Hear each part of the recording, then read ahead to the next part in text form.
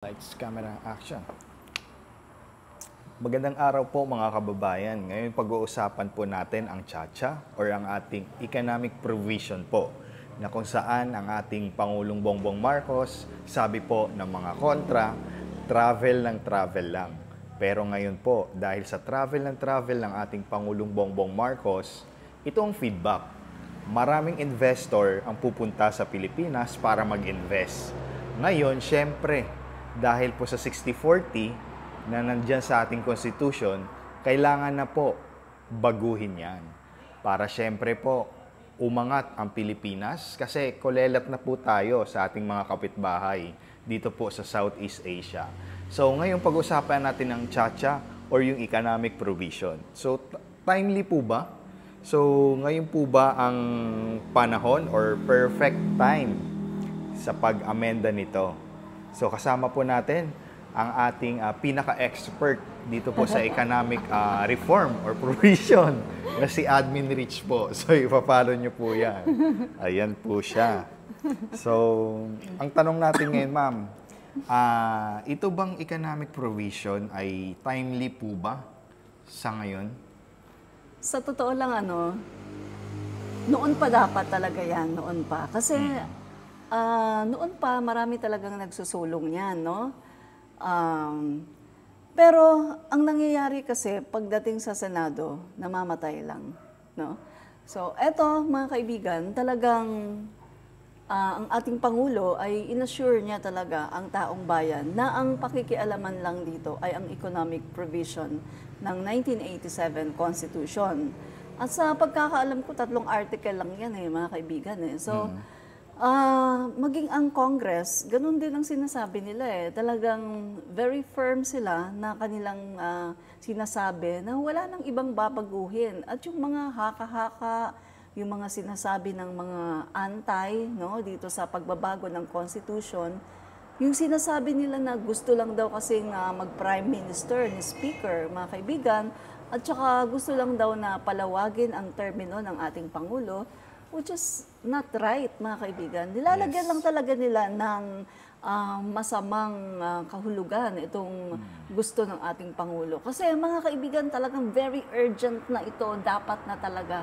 Dahil sabi nga kanina ni RJ, talagang kulelat na talaga tayo dito sa Asia. No? Yes. Sa buong Asia na, kahit nga sa buong mundo. No? Opo. Tsaka, syempre, binabatikos ng administrasyon ngayon dahil babaguhin daw yung constitution natin. So, which is, hindi po totoo yan. Ang babaguhin lang po yung economic provision. Kasi kung saan ang ating Pangulong Bongbong Marcos, naghahanap po siya ng investor. Pinapakilala niya po ang Pilipinas. Mas proud nga po tayo Nag-travel ng travel yung ating Pangulo kasi nilalako niya, binibenta niya ang Pilipinas na parang maaakit yung mga investor na mag-invest sa atin. So, yun po yung babaguhin natin. Yung economic provision lang. Correct. So, sila kasi, mga ibang politiko, siyempre, kailangan nila na silang nasa kapangyarihan. Kung sinong naging presidente or nasa power, babaguhin nila. Which is ngayon timely. Kasi yung Pangulong Bongbong na Marcos natin, laging pumupunta sa ibang bansa para maghanap ng investors. So, ito na talaga yung time para baguhin yan. Tsaka, ang natatakot lang naman dyan yung mga yung... ano ba sabihin dyan? Yung, syempre, baka mawalan sila ng power. Okay? Correct. No? Syempre, baka mawalan sila ng mga budget dyan, tatanggalin sila. Tapos, tatanggalin daw yung Senado, hahabain daw yung term ng presidente, may prime minister daw. So, takot sila doon. Tapos, yun ang batikos nila sa ating administrasyon. Kasi, negative impact yan sa tao Yung mga taong bayan, yung ating mga common Filipinos lang po, maliliit lang po na katulad natin na mamamayang Pilipino na hindi po natin maintindihan yan kung ano po ba yung nangyayari. So, ano lang nila yan, defense mechanism, ipabagsakin ang administrasyon para hindi matuloy. Yun nga po yung sinabi nyo, para mabasura ang pag-amenda ng ating economic provision sa ngayon. So, batikos lang po nila yan para hindi matuloy at syempre, yun yung sinabi nila na binababoy ang Constitution, yun po yun. Pero hindi po totoo yan, guys.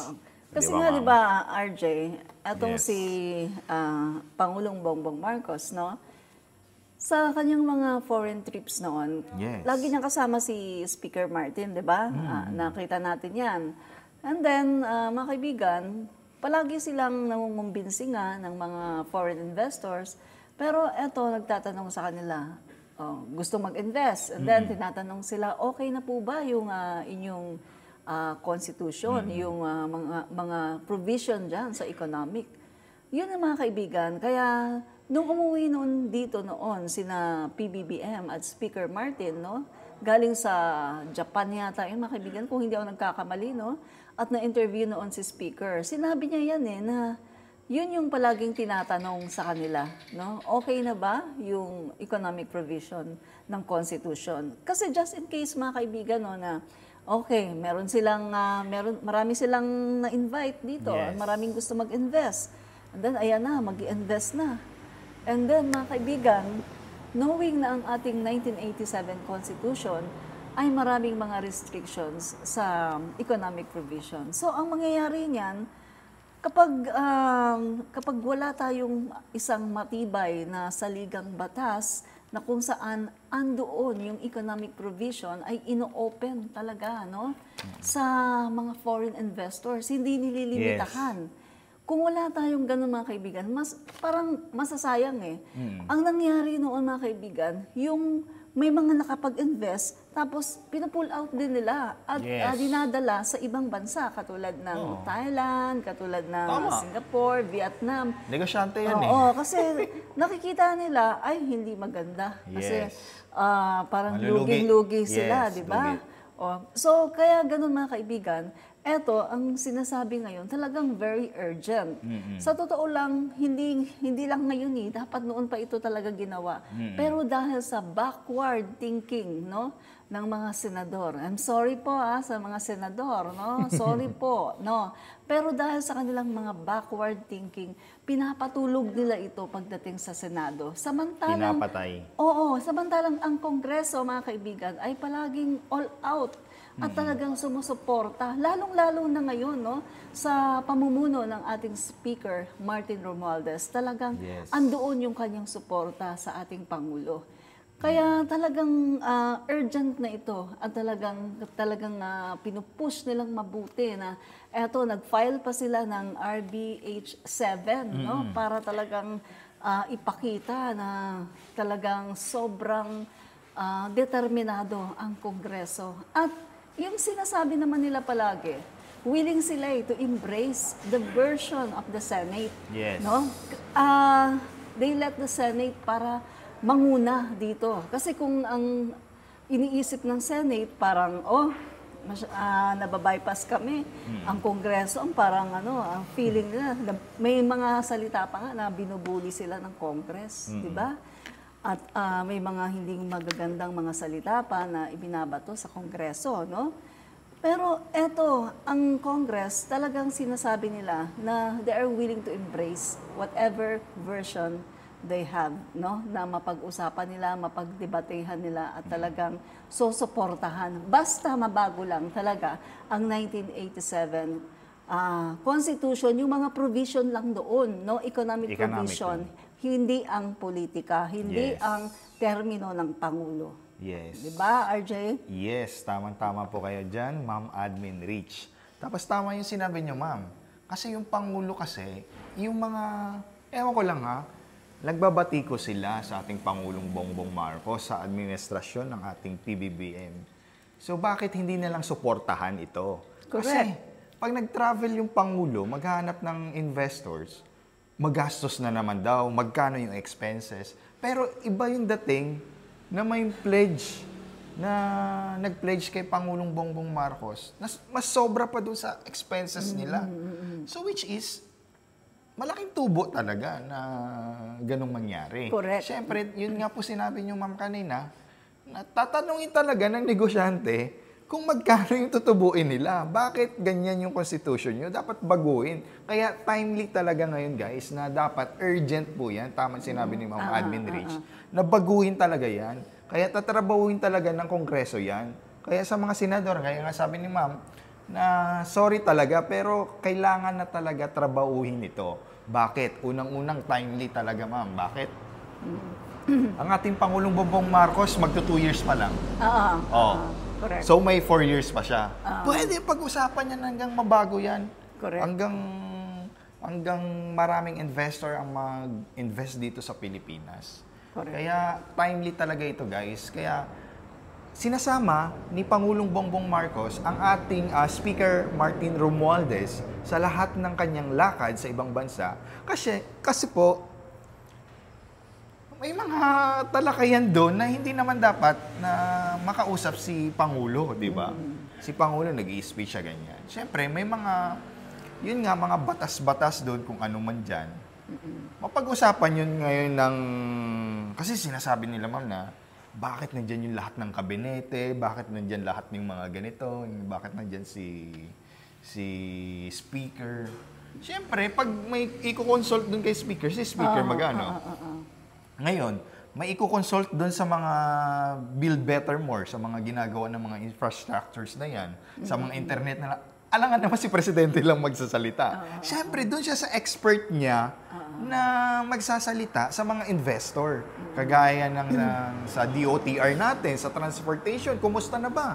Sasabihin, magpapaliwanag si DOTR Secretary. Correct. Or yung Department of Tourism, maganda ba doon? Kasi mag-i-invest ako. Siyempre, makakausap doon si DOT, di ba? Correct. Ano si Presidente? Correct. About sa Constitution, kung ano talagang yung question nila, ang pinaka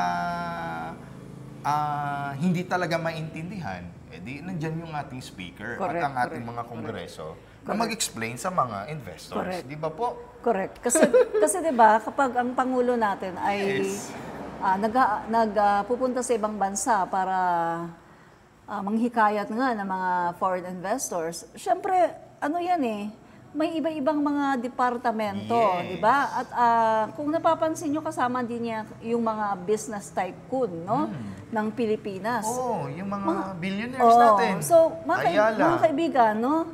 Parang ngayon Diba? lang ako nakakita ng Pangulo na ganito, na talagang diba? makikita mo, sinasama niya talaga lahat, no? Sinasama niya lahat ng sektor at ginagamit niya, mga kaibigan, pati yung mga bilyonaryo natin. Yes. Kasi sa mga nakaraan, no, sa mga nakaraang Pangulo ng Pilipinas, parang yung nakaraang administrasyon nga, sinasabi na. Travel lang talaga. Yun talaga. Tsaka RJ, yung nakaraang administrasyon, sinasabi niya na galit siya sa mga elitista, galit siya sa mga ganito. Pero ang Pangulo natin, nakita mo ginagamit niya, minamaximize Galit sa oligarch. niya. Kamo. Minamaximize niya itong kakayanan ng mga oligarko na to, ng mga business tycoon na ito. Sinasama niya para doon kasi nakikipag-meet din sila sa business community, no? Yes. Na nandoon. So, Kung doon kumusta. pa lang mga kaibigan, doon pa lang sa lugar na pinupuntahan ng ating Pangulo, ay nagkakaayos na sila. Close deal ka agad. Siyempre, mga kaibigan, sila ang nakakaalam niyan kasi mga Yes, businessman business yan yan di ba? And then, tungkol naman doon sa bakit daw sinasama yung lahat ng departamento ng Yes, ating Pangulo, kasi nakikipag-meet din sila doon sa kanilang, mga, ano ba tawag doon, RJ, yung Mga specialties doon, kung Oo. anong expert sila sa ganito. Sa Department of Tourism. So, nami-meet din nila doon yung Department of Tourism Ministry, no? Dito ako tatayo ng negosyo. Ano bang magandang spot dyan? So, or ang Pangulo natin, engagement. pag may mga tanong, may mga tungkol doon sa Department of Tourism, so, ang sasagot na niyan, Kung anong magandang place. kung sino yung secretary, and then kung sino yung secretary ng ibang mga departamento, sila na para kumbaga mga kaibigan, doon pa lang ay nagko-close na kaagad yung deal. Hindi na kailangan na, pagdating pa sa Pilipinas, saka pa ipupulong pag-uusapan natin, ganito yung nangyari doon sa pinuntahan naming country. Hindi na, kasi doon pa lang, alam na kaagad. At doon pa lang, nakakapag-formulate na sila, nakakapagplano na sila kung ano ang pwede nilang gawin doon para ma-maximize nilang mabuti yung mga travel ng Pangulo. And alam mo ba, RJ, na hindi lang ito pledge? Alam mo ba na nag-materialize na talaga yung mga pledges noon ng Pangulo? Ngayon ay talagang nag-materialize. Nakita mo naman, di ba? Lately, may mga binuksan na mga establishment, di ba? May mga inopen na mga pabrika, etc., etc. So dahil talagang, sinabi niyo yan, tama makikita mo nagmamaterialize. At dahil sa travel na ito ng Pangulo, ay napakaganda talaga. Kita mo, ilan ang inflation natin ngayon? Bumaba naging 2.8, di ba? So, eto, joint effort ito ng Pangulo at ng buong Marcos administration para mapaganda talaga. Pero, ganun pa man, RJ, kulang pa rin yan eh. Kasi, dahil sa ating 1987 Constitution na napakaraming restriction sa ekonomiya.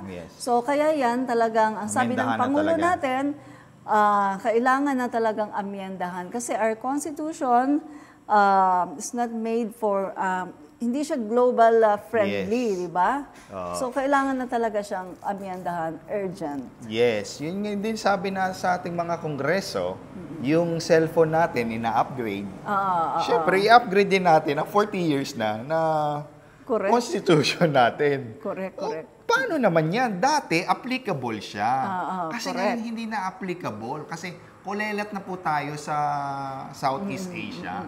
So, kailangan na talaga siyang amendahan para mapabago na po yan. Correct. At good thing, ang ating Pangulong Bongbong Marcos, dahil daming investors mag-i-invest, pinaikli niya yung filing para pumasok talaga yung investor sa Pilipinas. Kasi dati, it takes 1 year eh.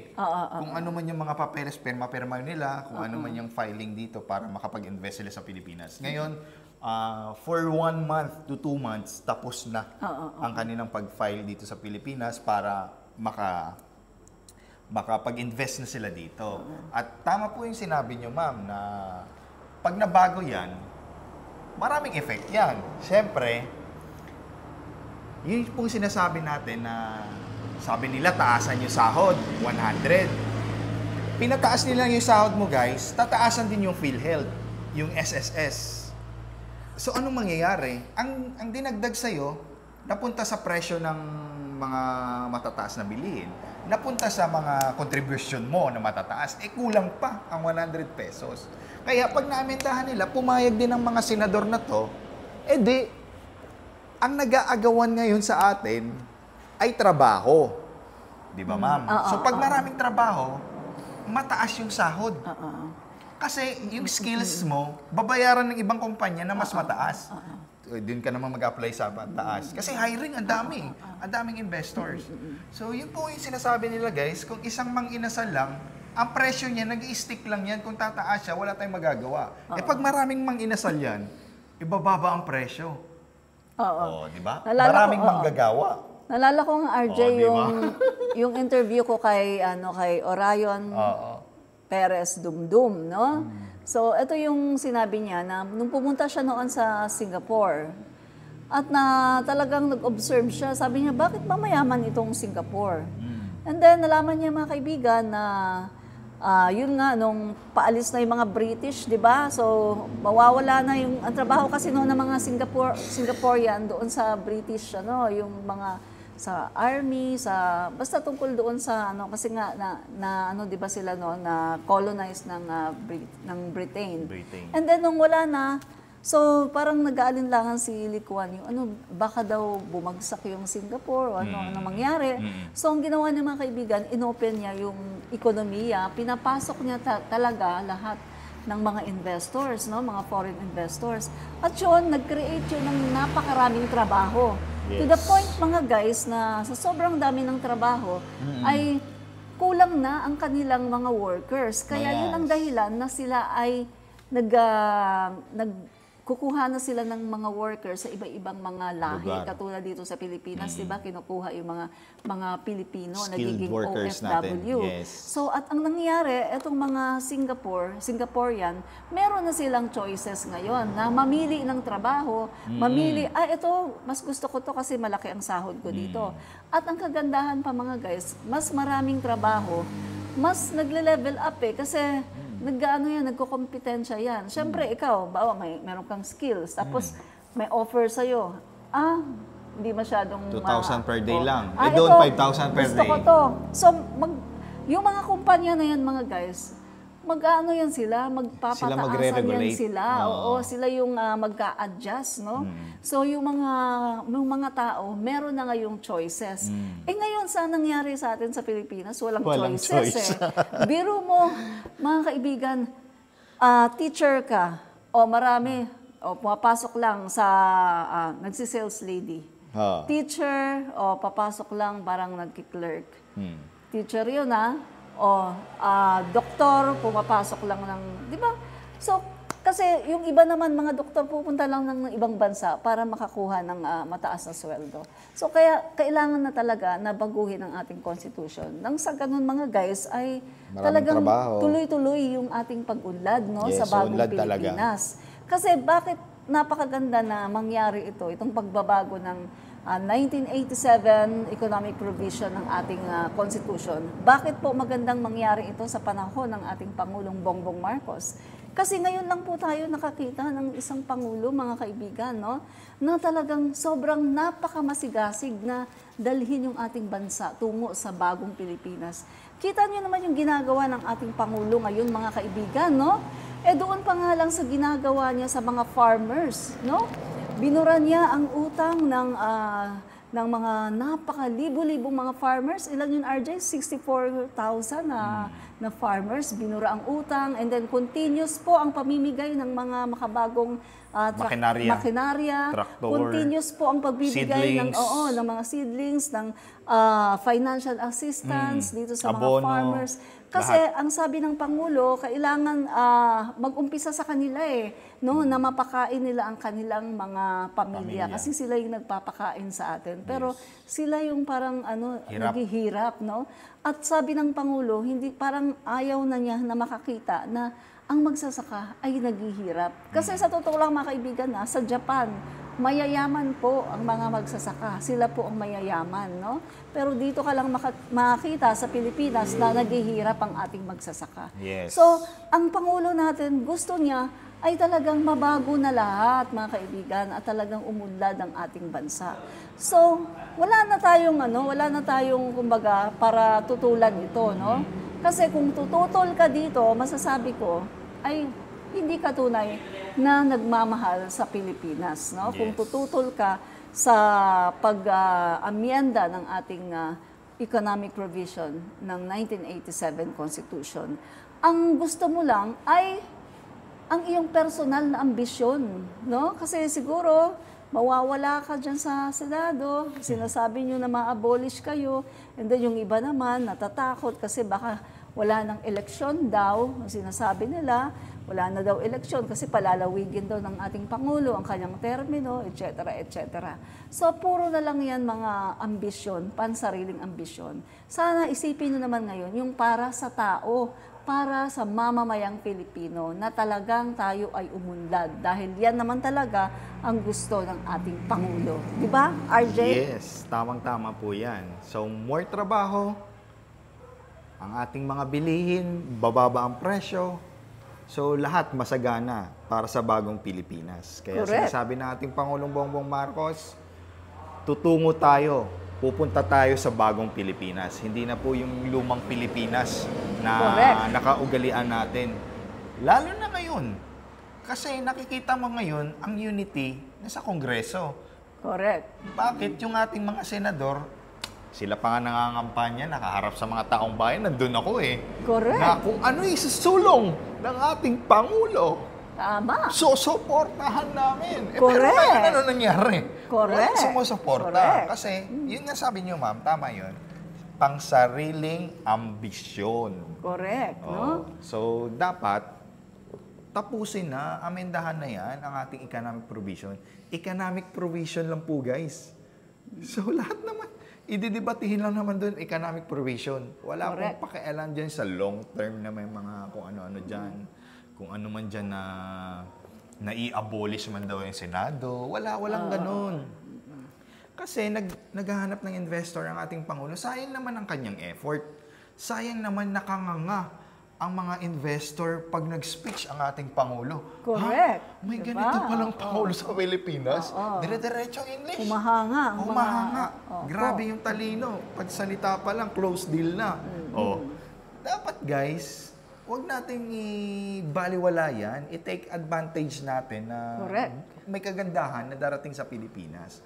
Kaya naging Pangulo ang ating Pangulong Bongbong Marcos sa ngayon. Kasi pinagkaloob yan ng Diyos na siyempre nakikita ng ating Panginoon na gustong umangat ang Pilipinas. Correct. Siyempre, lalo na sa mga OFW nating mga viewers, di ba gusto niyo nga po na dito na magtrabaho para kasama ang ating mga pamilya. So, yun din po ang gusto ng ating Pangulong Bongbong Marcos na siyempre, sa bagong Pilipinas, sama-sama tayo.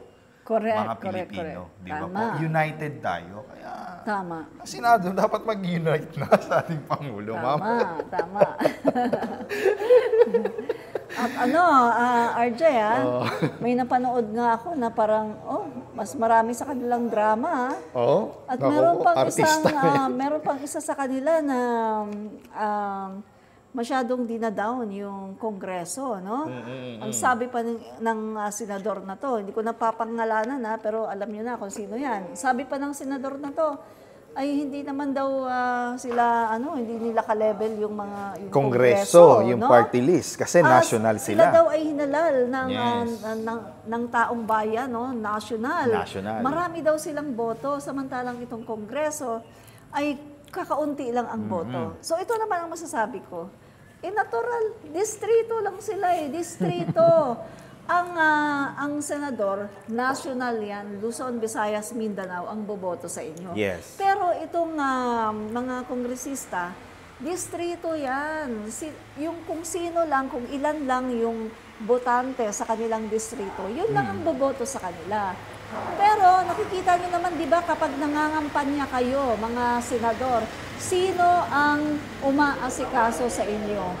Sino ang pinupuntahan umaasikaso sa inyo para mangampanya? Oo, para tulungan kayo sa inyong pangangampanya. Yung mga kongresista natin. Yung mga kongresista na inyong minamaliit. Ano ba yan sila? Yung mga minamaliit yung ating kongresista, no? Pero siguro sila susunod, ang mahiya na yan tumutulong sila. sa inyo, no? Tama. Dapat naman siguro mahiya naman sila, no? Huwag naman sila magpakapalmoks kung gano'ng mangyayari. Correct. Dapat. Tsaka syempre, dito ko lang nalaman, no? Nung nagva-vlog na ako, nakapunta na ako ng Congress, doon ko nalalaman na nagtatrabaho talaga ang ating mga kongresista. Correct. Kasi iba-ibang room pupuntahan mo, iba-ibang committee. Correct. May sa nuclear, may sa divorce na yan, may sa ito nga, yung chacha natin, sa energy, sa medical, sa drugs, lahat. Correct. Nagtatrabaho. Nakikita mo talaga. Tapos ngayon, di ba?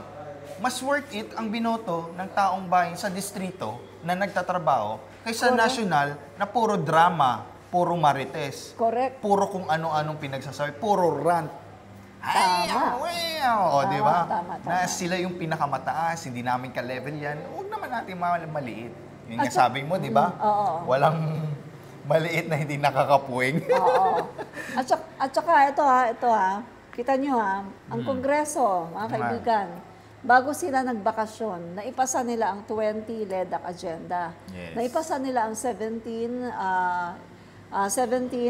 economic measures ng Pangulo natin. Pero, mga kaibigan, pagdating naman sa Senado, inupuan. Ilan lang ba ang naipasa nila, mga kaibigan, di ba? Kahit tingnan yung record, no? Ilan Tingnan lang ating ang mga naipasa kababayan. nila. So, kung makikita natin, ang Kongreso ay tunay na nagtatrabaho ng maayos. Pero ang Senado, kabanjing-banjing. Diba? Doon ko lang nalaman kayo. Sayang ang pera na pinapasweldo sa inyo ng taong bayan. Magtrabaho kayo. Doon ko lang nalaman Mga senador. Doon ko lang nalaman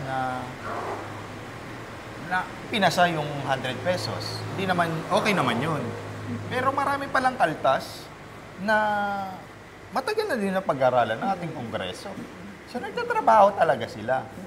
Na dapat, kasi lugi naman, 100 pesos, tapos mataas ang bilihin dito sa Metro Manila. Correct. Tapos sa ibang lugar, ang 100 pesos, sa maliit na business, masakit na yun sa kanila. Correct. Kailangan nila magtanggal ng empleyado. Ayaw ng Kongreso yan, napag-aralan na yun ng Kongreso. Sila pasa lang ng pasa na hindi, alam ko ano yung effect nun. Kasi, diba? tama yung sinabi mo, RJ, no? Kasi, ang bawat region kasi, ang bawat region sa Pilipinas, iba-iba kasi ng cost of living yan Yes. Merong mataas ang cost of living, meron namang mababa, meron namang sakto lang. So, ang sinasabi ng Kongreso, kailangan pag-aralan talaga. Kung eto, bawa, sa Mindanao, ano ba talaga yung tama na fair dapat. Fair, Pagtaas sweldo, ng sahod. salary. Magkano ba talaga ang dapat na itaas na salary nila? Na magiging fair naman both sa empleyado at saka sa employee. Kasi kung sakali na ipatupad yung 100, pagkatapos marami naman doon na mga sa Zamboanga, maliit. Mga maliliit na mga businesses. Ay, anong sasabihin nila? Ay, magtatanggal na lang kami na empleyado. Kasi hindi namin makakayanan na lahat ng mga ito ay dagdagan ng 100. So, magtatanggal sila. Kaya tama yung sinasabi ng Kongreso na tingnan ano ba talaga ang sakto para sa rehiyon na yan at para dito sa rehiyon na to. Kasi hindi naman talaga yan magkakapareho na, 100 ang itataas, lahat yan 100. Hindi ganon, no? So, dyan po nagkakaiba ang Kongreso at ang Senado. Kasi ang Kongreso, mga kaibigan, binubusisi muna nila lahat yan. Ang gagaling po ng ating mga kongresista. Mga mambabatas natin, ang gagaling. Pero pagdating sa Senado, bara-bara na lang yung ginagawa nila. Sorry mga senador, pero sa totoo lang, ang mga kongresista natin, magagaling po sila at talagang maayos ang kanilang mga trabaho. Sana pinokus na lang nila, yung pagdagdag na yun, pinokus na lang doon sa, babalik na tayo, yung pinaka-endpoint natin, yung tsa-tsa nga, economic provision. Yun. Kasi, lahat doon, bababa ang bilihin, maraming trabaho, tataas ang sweldo, ano na yan? Domino effect na. Once na change ang ating economic provision, na amendahan na talaga yan, pag-usapan na, nadebatehan na, pinasa na yan, at na-implement na, aangat ang Pilipinas. Correct. Guys. Lahat na yan na pinag-usapan natin ngayon, nonsense na yan, kasi nandoon na yun. Kasi nabago ang ating constitution na yon na 40 years old na. Hindi na yan applicable ngayon. Correct. Yung sinasabi ko. Ang applicable ngayon, baguhin siya para lahat aangat. Aangat lahat. Lahat, hindi po, sabi ng Pangulo, hindi lang isa, tayo lahat sama-sama aangat, di ba? Correct. Yun po. Kaya baguhin na talaga nila para matapos na. Hindi na yan kung ano-ano na pampapogi points na, ay, pinasa ko tong bill na to. Ay, ako nag-sponsor nito.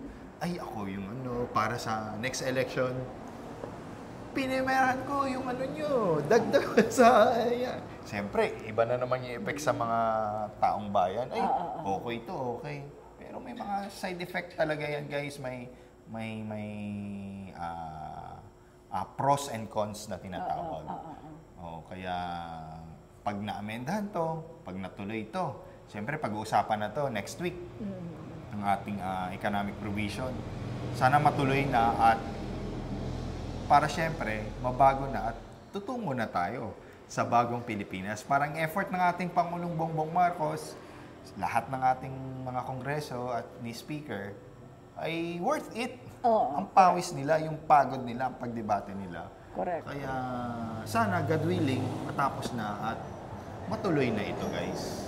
Correct, mga kaibigan. Kaya lahat po tayo, dapat talagang kalampagin natin ang Senado, mga kaibigan, na talagang kailangan i-push nila ito, no?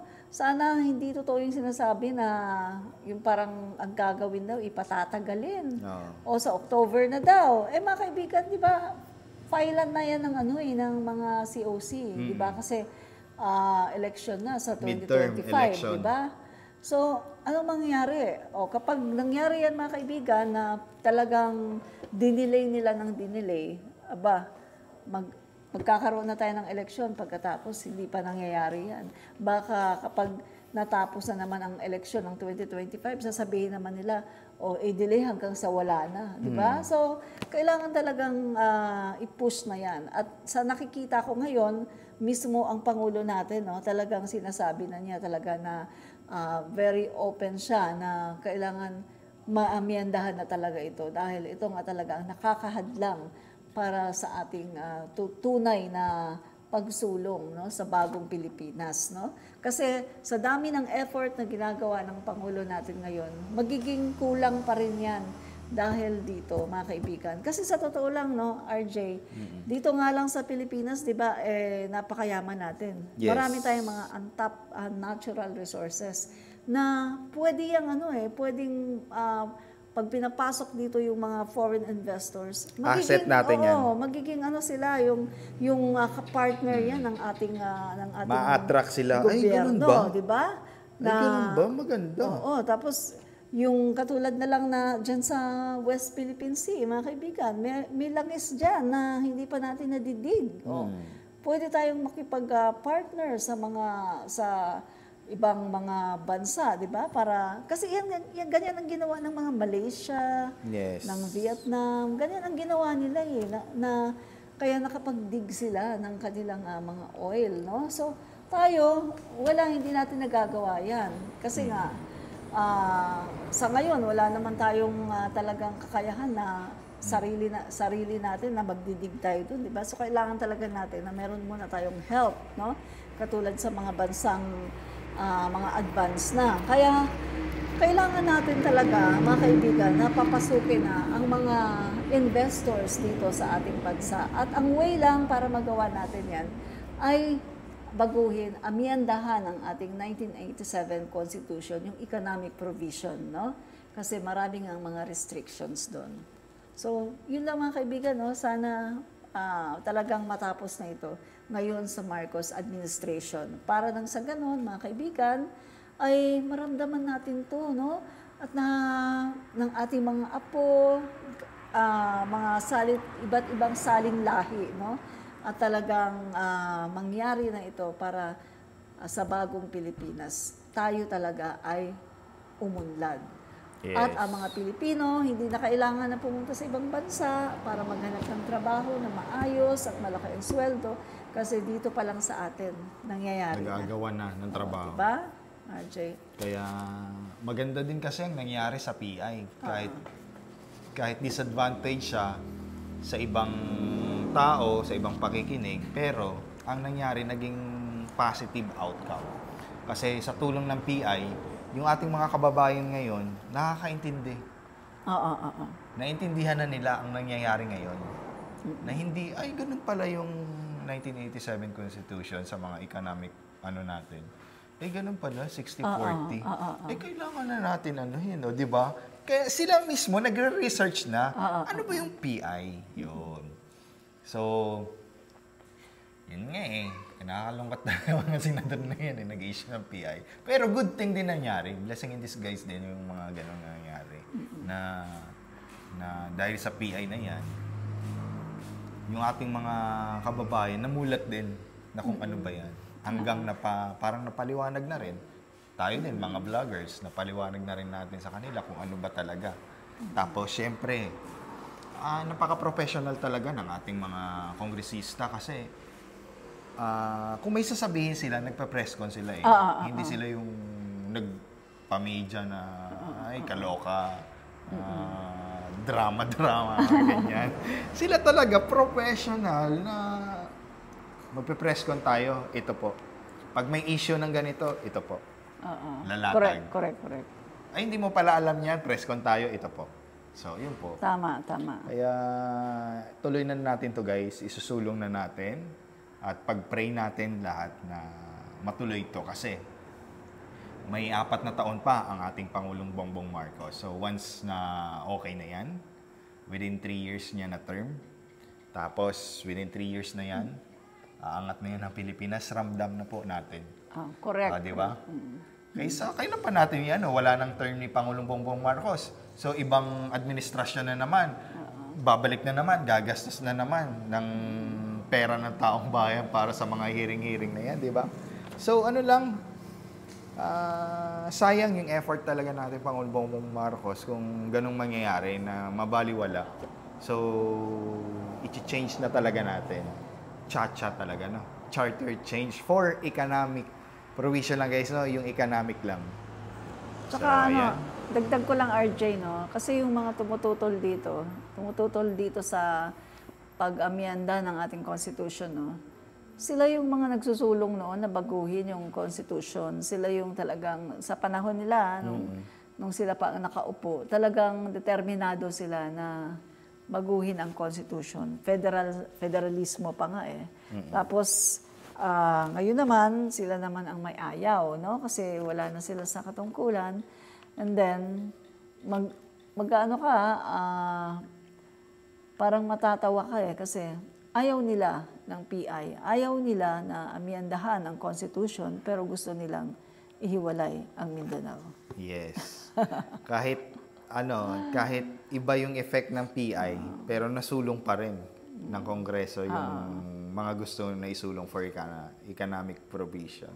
So maganda pa rin yung outcome kasi makikita pa rin natin yung ating mga kababayan nagre-research about ganyan para kung ano ba yan. So may mga idea na sila, may alam na talaga sila na ganun pala. Dapat na nga baguhin. So yun. Kaya maraming salamat sa inyo guys. Sobrang haba na ng ating video at salamat sa inyo na sa panonood nyo, sa pagsama sa amin sa ngayong episode. Kasama ang ating pinaka-expert sa economic provision, si Madam Admin Rich. Ipa-follow nyo siya guys sa Facebook. Nagla-live siya araw-araw. Admin Rich. Ayan, ilalagay ko po dyan. Tapos sa YouTube niya rin po. Magla-live din po yan siya. Admin Rich din po. So, pag may kasama kami sa mga vlog, sa mga, siyempre magkikita sa Congress, o magbablog din kami guys para ma-update namin kayo sa ating mga economic provision na yan. Kasi mag-i-start na yan next week, Monday eh. Ituloy-tuloy na ng ating Kongreso yung pag-debate nila doon sa plenary. Doon na talaga sila lahat na. Lahat ng minority, yung mga kontra doon, question kayo doon para mapabilis. Bilis talaga. Debate talaga. Oo, debate. Lahat ng concern, di ba? Oo. Kaya huwag kalimutan guys sa Admin Rich. Yan. Yes, at maraming salamat.